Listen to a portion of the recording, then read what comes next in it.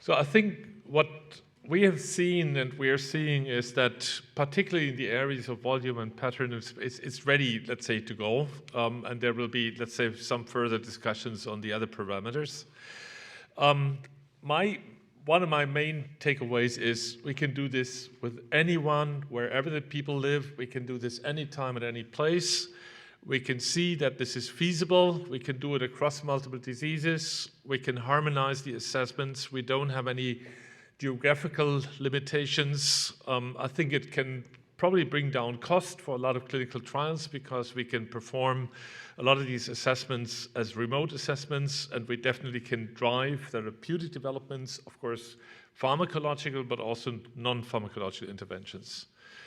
I think that this consortium with all the people here in the room, we can improve clinical endpoints.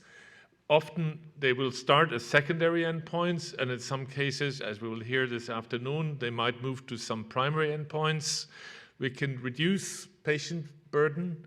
We can definitely, as you've heard from Judith, let's say we can really focus on meaningful changes. So very often, as we've heard this morning, let's say the statistics is one thing, but we need really to listen and what is meaningful to people.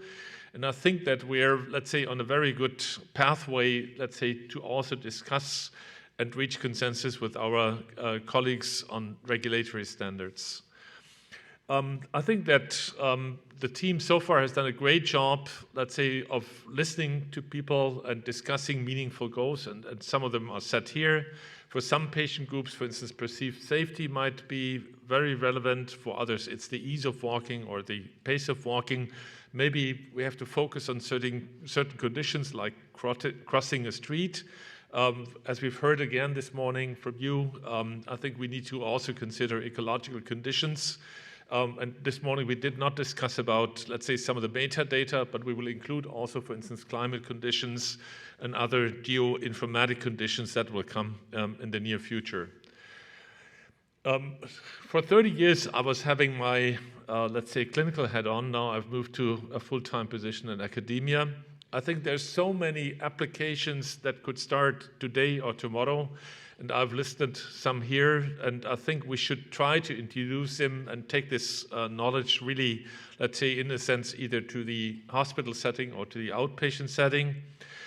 From my perspective, I think we've made some major progress over the last couple of years, and I think the public awareness on, for instance, inactivity, sedentariness, and some of the capacity measures on mobility have grown, but I think they're not good enough. So I think we should be moving on towards spatial information. So if you take the simple example of what 5,000 steps of Barack Obama mean compared to 5,000 steps from Joe Biden. So that's a totally different story. So we need to think about spatial information and not only restricted to very simple temporal measures, because they will give us insight into a lot of the clinical questions.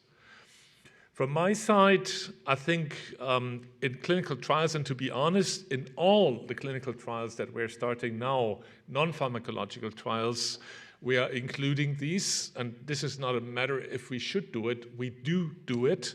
And so I think that we really have to start to convince our colleagues from pharma in phase 2 and phase 3 trials that they should come in as secondary endpoints at least, and not only in the area of rare disease, but also in these common conditions that we have been talking about today. And I think for the regulators, in some sense, when I was listening sometimes to some of these discussions, it was like a catch-22 discussion. So I think it's not only the question if we ask for more data, but I think we have to get moving in a sense.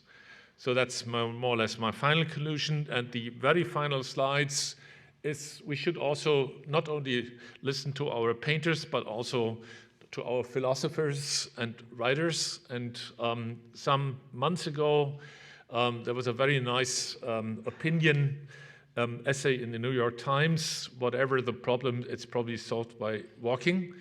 And you can read so many interesting quotes from the wisdom of the people that have been with us for such a long time. So this is where I'd like to stop.